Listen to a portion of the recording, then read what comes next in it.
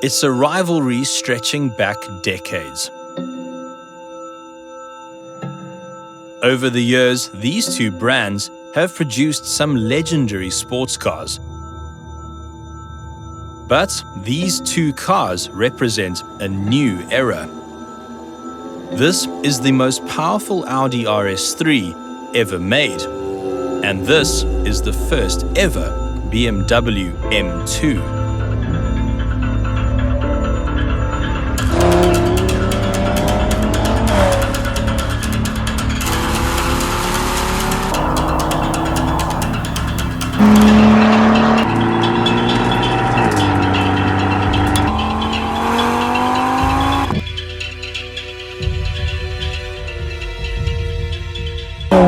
Hello, and welcome to a secret road outside Cape Town.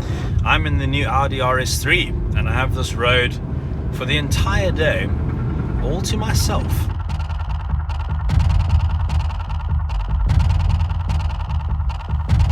Let's go.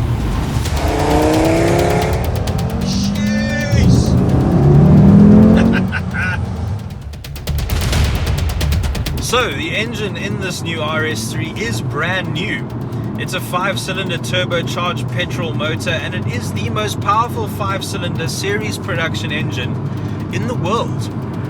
400 horsepower, 294 kilowatts, 480 newton meters of torque. And that means this car will get from 0 to 100 in 4.1 seconds and will go on to a top speed of 250 kilometers an hour. But if you ask Audi nicely, they'll increase that to 280 kilometers an hour, which, should just give you that little bit of an advantage on the Autobahn.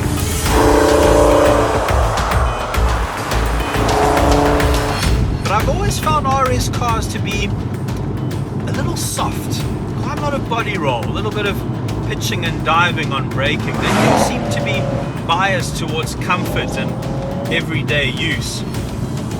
So have Audi taken this opportunity to build a properly hardcore little RS car? Well, sports cars don't exist in a vacuum. They're only as good as their nearest rivals. Oh, hey Ash.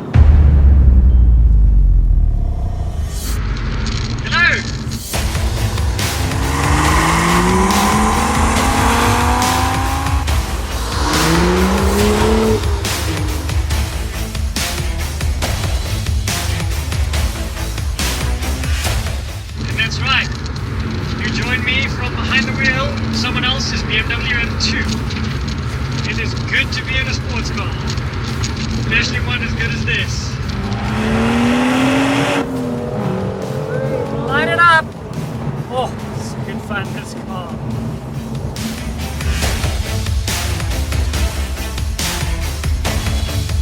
Track is wet, tires are cold, there is no grip whatsoever.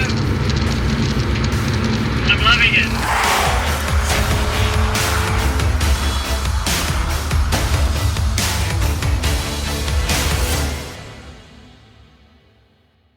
While Ash was out there playing in the rain, I pulled over to get to know this new RS3 a little better. So let me take a moment quickly to tell you about some of the features of this RS3, or rather, some of the features that this car doesn't have. So it's nearly R1 million, this car, 925,000 Rand without any options, and you get a key. I know that sounds a bit strange, but I don't remember the last time I actually inserted a physical key into a steering column. Even my Suzuki Ciaz has push button start. In fact, when I first got in this car, I looked for about 3 minutes for the start button before I realized it was an actual key. And then if you need to adjust your seat, that's manual. It still has the same annoying rotating knob that you'll find in a Polo Vivo. But do RS3 owners care whether you have to insert your key or adjust your seat manually? I doubt it.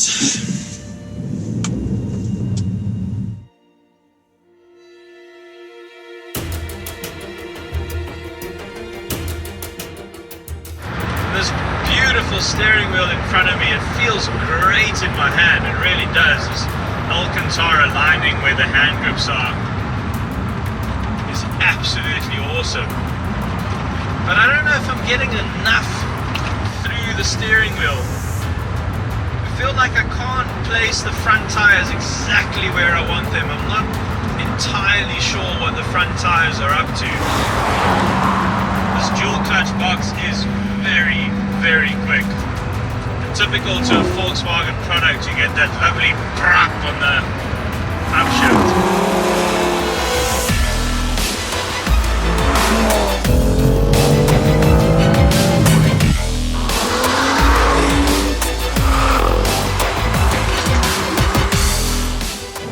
It's nice to drive a turbo engine that revs to 7 and it keeps going. I swear it wants more.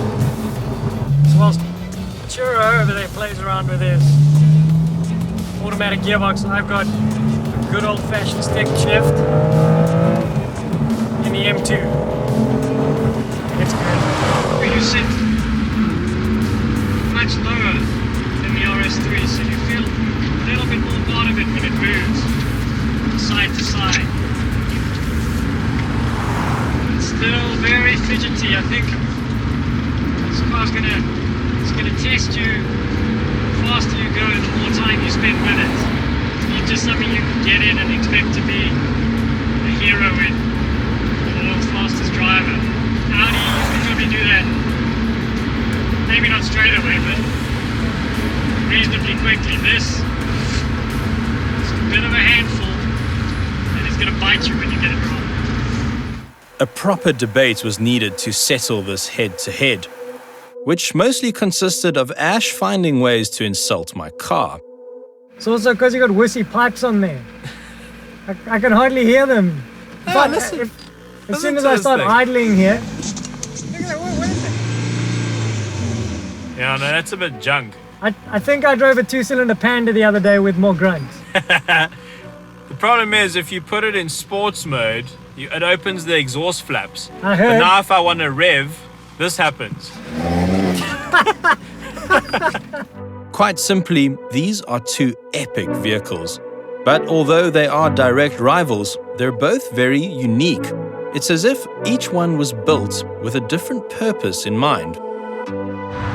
So having driven the RS3 and the M2 back to back, I would say that as a daily driver, the RS3 makes a lot of sense. It really does. Super easy to live with, loads of power when you need it.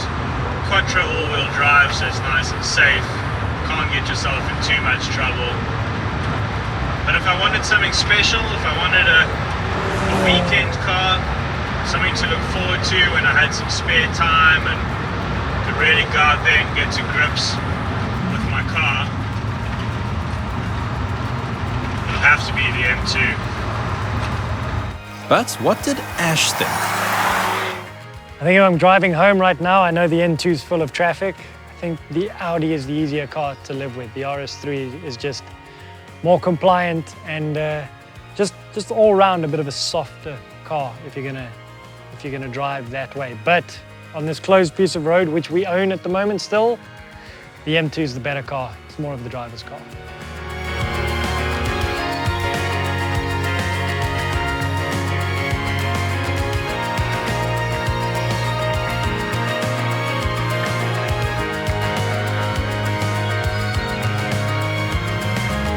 Let us know what you think in the comments below.